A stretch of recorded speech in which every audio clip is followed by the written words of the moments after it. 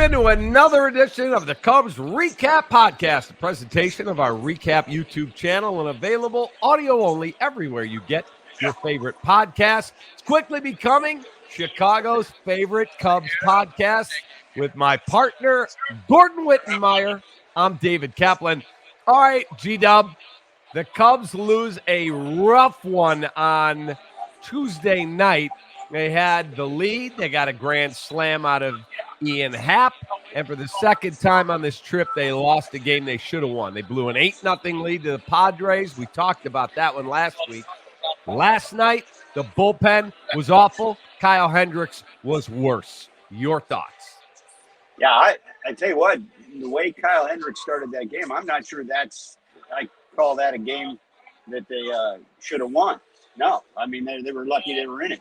And I don't know what to say about Kyle Hendricks at this point. His last start, when he gave up 7 runs in 5 innings and a couple of home runs, he was almost emotional about trying to get things fixed. This time, not so much, but the results were just as bad.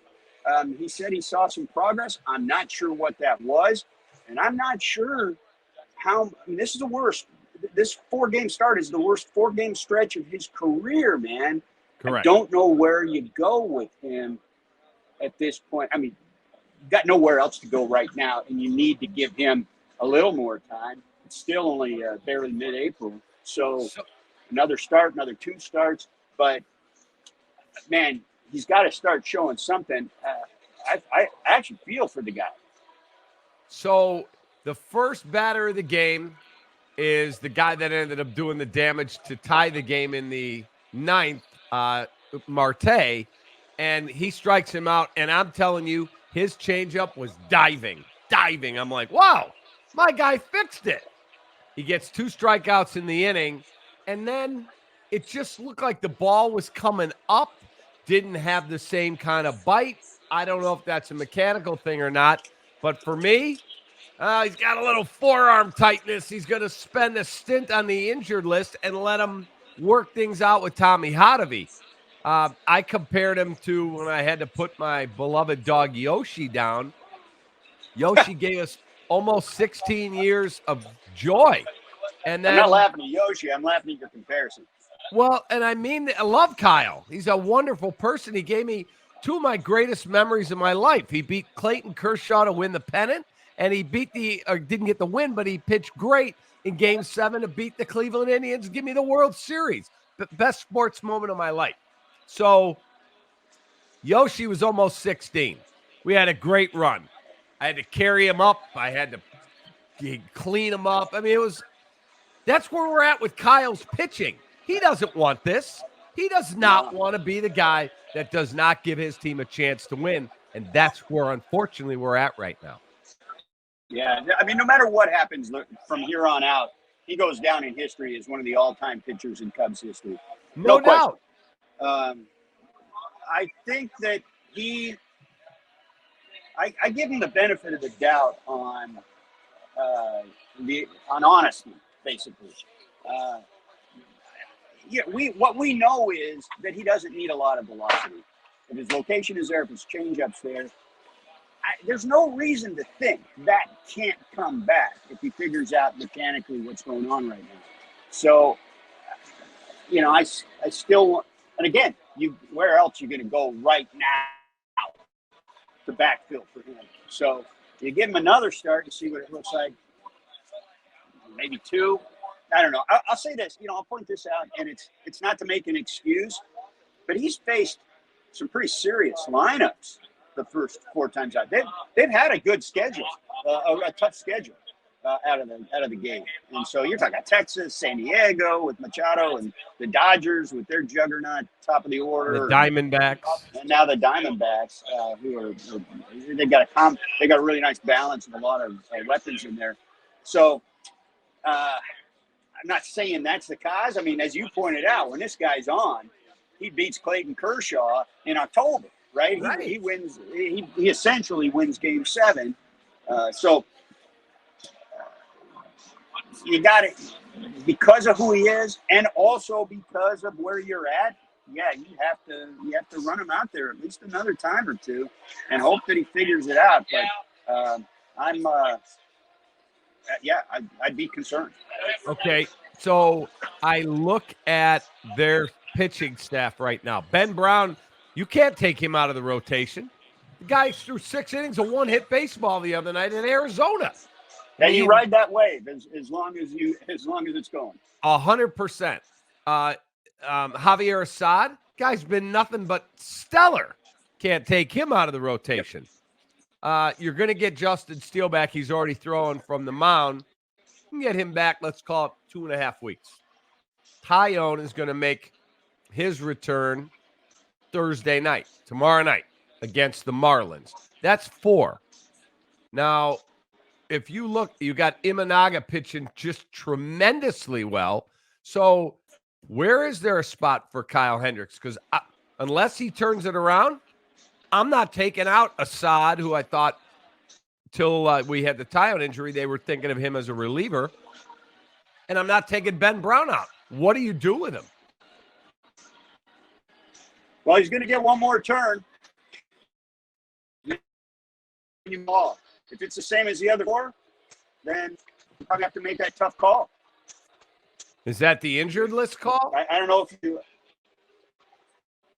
do. Because I don't know how he helps you in the bullpen. So you might have to come up with something, let him go get out somewhere. Off to the side. Yeah, I just don't know what you do with him, and it's unfortunate. This team is 10-7, Gordon, and they blew an 8-0 lead.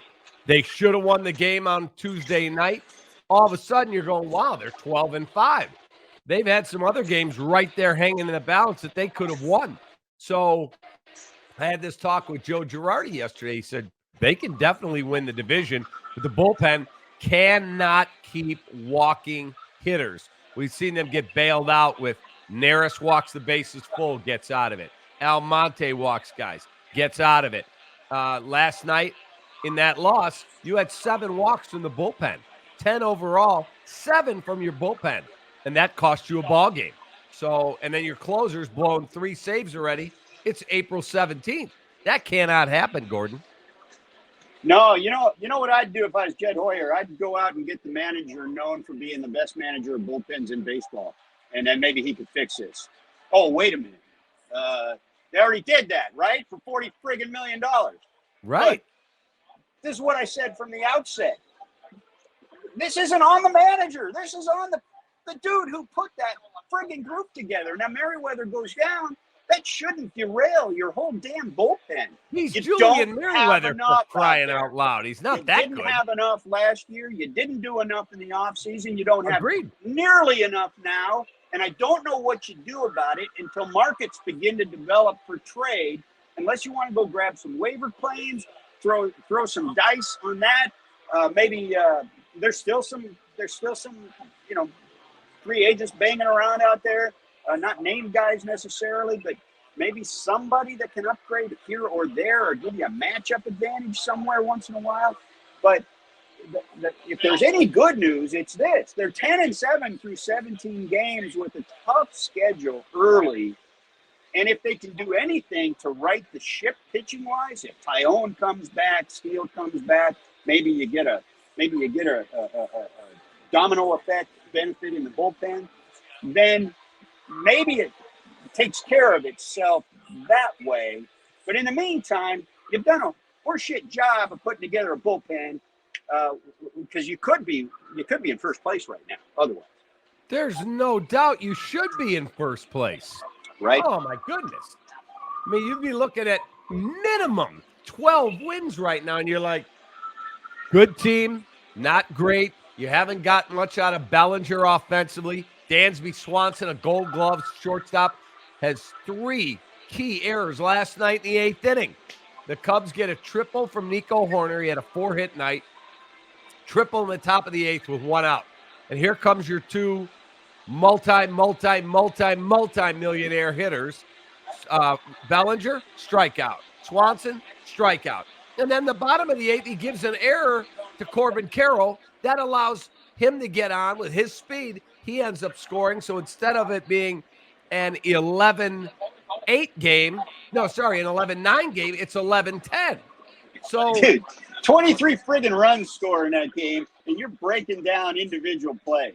That game was a cluster F, and it all started with the starting pitching. Again, it goes but you got to break it down that way. If he fields a freaking ground ball, we don't have that guy on base. We got a 2-run lead. I can allow Alzolay to give a home run. No, you're right, but there's a half dozen of those in that game. There's a half dozen things you can point to, maybe 10 things you can point to in that game. Not to mention the 8-0 blown lead last week. So, yes, there's all kinds of problems and breakdowns right now. And here's the thing that would piss me off the most if I'm UCAP. Is that I'd keep remembering. I mean, you know what stands out? The number one game short of the playoffs last year. Yes. I mean, that's a neon red, bright number one staring you in the face every time one of these types of games happen. And I go back, put it on the front office, man. They didn't put enough reasonably priced personnel in place in the bullpen to be able to have any depth, really. Okay, so you said until the trading season starts, you're telling me that Jed Hoyer with the top 5 farm system can't call the 3-14 Marlins, the 2-whatever White Sox, and go, all right, I want Michael Kopech, or I want this guy, and I'm willing to give you a surcharge on top of a good player. No one's willing to trade a reliever. Nobody. Look, there's 2 things going on there. One, well, first of all, with the White Sox, you got a relatively new guy in that seat who's going to get basically his first shot at this.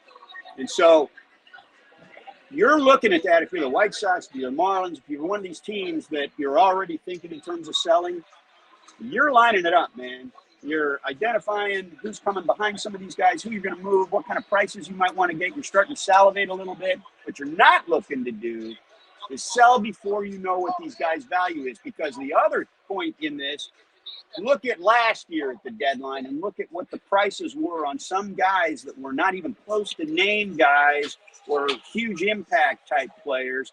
You got a lot for some of those pitchers that were out there last year. You're going to wait, if you're these teams, to line your guys up, stack your guys up on a shelf with some price tags on it, along with the rest of the market, and get the most. You don't know what the most you can get is right now. So if Jed Hoyer comes in and says, hey, I'll give you this guy, which is fair, plus this guy, you don't know if that's enough. That might be an undersell. So you have to wait. That's why these trades don't happen this early. Yeah, I'm not asking him to hand me Jesus Luzardo for a Class A 58th round pick. I'm just saying it makes no business sense. It just makes no business sense. Correct, but you're telling me there isn't a salaried veteran reliever on a crappy team that goes, let's get that money off the books and give me a decent prospect. Nobody? It goes back to the same thing. If you're one team that's making the phone call, you have to have a couple for a market. It's just you don't know what the price is. You don't know what the value is until somebody else is bidding. And so you have to wait till the market develops. The defense has been somewhat disappointing. Not horrible, but Swanson's made a couple key errors. Morrell the other night, a leaping catch with men on of a line drive, and then a rocket. He fielded it, and I mean, he threw it 96 miles an hour across the diamond on a line right to Michael Bush. I want to keep running him out there. I give Bush all kinds of credit on that. Because that was, I guess I give Bush all kinds of credit. By the time he threw the ball, wasn't he about 75 feet from him? Yeah, thing was humming. So that's like the equivalent of like probably 125 or something. Right. So I want to just keep that going. And then in the 9th inning, you want to bring in Madrigal for defense or Master, whatever, have at it. But the other thing is, as I look at this team, I got to get Swanson and Bellinger. These guys got to start to hit, man. Swanson and Bellinger are going to be Swanson and Bellinger probably. The only thing about Bellinger is he had those bad 3 years. There was injuries involved. And then he had the one comeback year. and there were injuries involved there too. So you kind of trust what you saw last year, but you still want to see it. You still need to see it before you can't really bank on it until you see it. Swanson's going to be Swanson. You'll be fine. The good news is, I think Horner looks good the last couple of games. He looks like he might be starting to figure it out. You like what you've seen from Morrell. You got Suzuki on the IL now. That's not good for you. But Bush was a guy that could have gone either way, and he's gotten off to a really nice start, all those home runs. So this is on balance, I wouldn't complain too much about that. Although for a half dozen games or so before that crazy one Tuesday night, they weren't scoring a ton of runs. The other night, Horner scores on a wild pitch from second base to tie the game. And then the other guy who we haven't mentioned was Keegan Thompson. He comes in and gives you 2 outstanding innings, and you beat the Diamondbacks when it looked like you were about to go home a loser. I tell you what, just about the time we thought maybe Keegan Thompson just ain't going to make it, he comes in and he's never been more valuable for this team than he is right now, if he can be productive. And so, props to him. You hope it lasts for his sake and the team's. Correct. You hope that it lasts for his sake and for the team. The starting rotation is going to get a boost when Tyion comes back. What do you expect from him? Well, you hope, right? I mean, if it's he should. If it's career average Tyion, yeah. If it's 2023 Tyion, yeah. But the fact that you're getting him at all, at least starts to steady the ship a little bit for you with your pitching staff, and maybe gives you some options. Again, we talked about where you're at with Kyle Hendricks. So I don't go in with any expectations on Tyion. If he's healthy, it's just innings. It's just, let's see if he can give you 5 out of the gate and go from there. If he gives you 6, terrific. But just if he stays healthy and can give you innings, and those are competitive games for you, that to me is a success story based on what we saw last year and the fact that he's coming off the IL. All right, so I wear my emotions on my sleeve. No shit. Yeah, really? Yeah, I do. Except when you're not wearing sleeves and showing off your tats. With my tats showing. There they are. Yeah. Okay, so before we wrap this up, your message from me, like, I got to get some more bullpen help in here. I got to get this thing figured out. From your seat, without your heart invested like mine, do you say to Cubs fans that are listening, you're 10-7 with a really tough schedule. You've had 2 of your top 3 starters on the injured list from opening day on. Relax. You're okay. Yeah. I that's exactly the way I would look at it, with nothing invested in this. No heartfelt stake like you have in it, Cap. But if I'm just looking at it from a baseball perspective, I would try as you might to forget about the way that Tuesday night ended, forget about the blown 8-0 lead, and just kind of look at the tough schedule out of the gate, the 10-7 record. You got some pitchers on the mend, on the way back. Kyle Hendricks, 10-7, despite what you're getting out of Kyle Hendricks, and maybe that corrects itself at some point. It's not a bad place to be. You haven't played a division game yet. You haven't played a game in division. That's what's going to be the tell. If they're able to handle division games, then that's the difference. And so that's we'll see. But the way this season has started, I don't know if you could have expected. Nobody had a right to expect more from this Cubs team than where it stands right now. Just if you just looked at the landscape right now without knowing all the details of how you got there. We also have a little bit of news that literally just dropped as I was going to sign off. The Chicago Cubs today have selected right-handed pitcher Colton Brewer and right-handed pitcher Hayden Wisniewski from AAA Iowa. They have optioned pitchers Luke Little and Daniel Palencia to Iowa. And to make room on the 40-man roster for Brewer, right-handed pitcher Julian Merriweather is moved to the 60-day DL. So there are your moves for today. Yeah, and then just so people know, I mean, that's not necessarily bad news with Merriweather. We knew this was going to be a while. That's procedural. So that's not a setback of any kind. So well, good. There's some of the answers of what we talked. Well, there's some of the rolls of the dice based on what we've been talking about this whole podcast. Yeah, we'll see what happens. And for people out there going, who the heck is Colton Brewer?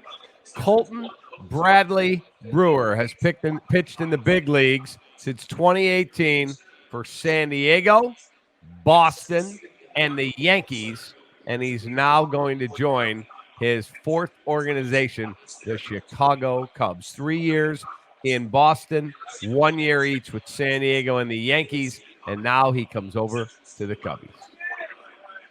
So there you go. He's 6'4", 225, and he's a right-handed pitcher. And I'm sure we'll see what he's got very quickly. Yep, I wouldn't be shocked if he's playing in this afternoon's game as they wrap up a 3-game series with the Diamondbacks and then come home for a 4 with the high-flying mighty Marlins.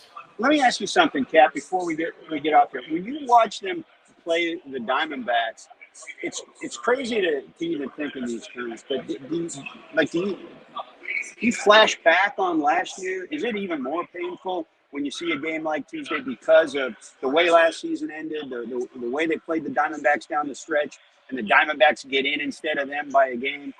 That whole thing, I mean, it's not really a rivalry by any means, but does it feel a little more personal because of what happened last year? It doesn't, because I felt like last year we got outplayed. Last night I felt like we just peed down our leg. That's what happened. Yeah. Well, I would never say Kyle Hendricks would ever do that. He's one of the best big game pitchers I've ever seen. No, I'm talking about the bullpen. So the rest of the game? Yeah. I wouldn't argue with you on that one. Gordon, have a great rest of your day, man. You too, Kap. Take it easy, All man. right. Good luck. We'll talk Enjoy soon. Portland. Yeah, I'm headed to Portland tomorrow to see my son. Yeah. So that should be fun. Looking forward to it. The Great Northwest, your home country. Right here. There you go. In Seattle, where Julio Rodriguez has taken out that kickoff on the Reds the last 2 days. Yeah, after he got, you're out against the Cubbies on review. Yeah. Hey, man, have a great day. All right, you too, man. All right, for Gordon, I'm Kap. Cubs and Diamondbacks will wrap up their series later, but we covered the first two and then on to my home to play Miami. For Gordon, I'm Kap. Have a great rest of your day. Take that.